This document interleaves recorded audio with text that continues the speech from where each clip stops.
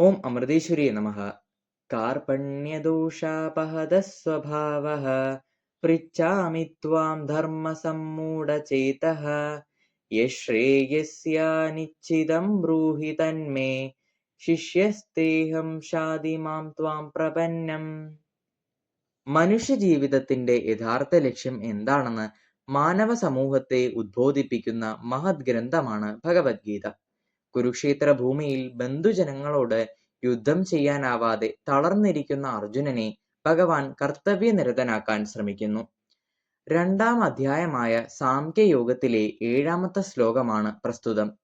ഈ ശ്ലോകത്തിന്റെ സാമാന്യാർത്ഥം ഇപ്രകാരമാണ്: കൃപണതയാലുള്ള ദൗർബല്യം കൊണ്ട് ആത്മനിയന്ത്രണം നഷ്ടപ്പെട്ട എനിക്ക് കൃത്യനിർവഹണത്തെപ്പറ്റി ഒന്നും വ്യക്തമാവുന്നില്ല.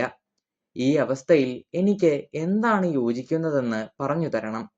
ഞാനിപ്പോൾ അങ്ങയെ ശരണം പ്രാപിച്ച ശിഷ്യനാണ്. ദയവായി ഉപദേശം തന്നാലും.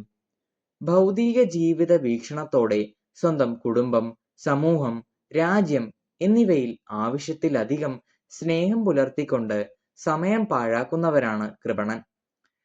മൃത്യുവിൽ നിന്നും തന്നെ തന്റെ കുടുംബം രക്ഷിക്കുമെന്ന് കൃപണൻ വിചാരിച്ചിരുന്നു. ചുറ്റും ഇരുട്ട് വ്യാപിക്കുമ്പോൾ അടുത്തിരിക്കുന്ന വസ്തു പോലും കാണുവാനുള്ള കാഴ്ച കണ്ണിന് നഷ്ടപ്പെടുന്നു. അർജുനനെ പോലെ പലർക്കും മനസ്സിന്റെ വിഭ്രാന്തി കൊണ്ട് തനിക്ക് വേണ്ടതെന്താണെന്ന് തിരിച്ചറിയുവാൻ സാധിക്കുന്നില്ല. അങ്ങനെ വിഭ്രാന്തിയാകുമ്പോൾ നമുക്ക് ഒരു ഗുരുവിന്റെ ആവശ്യമുണ്ട്. ഏറ്റവും നല്ലത് എന്താണെന്ന് പറഞ്ഞു തരാൻ അദ്ദേഹത്തിന് കഴിയും. യഥാർത്ഥ ജ്ഞാനം നേടുന്നതിന് ഒരു ഗുരുവിനെ സ്വീകരിക്കേണ്ടതിന്റെ ആവശ്യകതയാണ് ഈ ശ്ലോകത്തിലൂടെ തെളിയുന്നത്. പ്രതിസന്ധിയിൽപ്പെട്ട് നട്ടം തിരിയുന്ന മനസ്സോടെ വിദ്യാദാഹിയായി ആചാരസമക്ഷം ആത്മസമർപ്പണം നടത്തുന്ന ഒരു ഉത്തമ ശിഷ്യനാണ് അർജുനനിലൂടെ നാം കാണുന്നത്. അറിഞ്ഞൂടാ എന്ന് അറിയുന്നതാണ് ശ്രേഷ്ഠമായ അറിവ്. മായയുടെ സ്വാധീനത്തിലായ നമ്മെ അജ്ഞാനത്തിൽ നിന്നും കരകയറ്റാൻ ഒരു ഗുരു ആവശ്യമാണെന്ന് പഠിപ്പിക്കുവാൻ ഈ ശ്ലോകത്തിന് കഴിയുന്നു.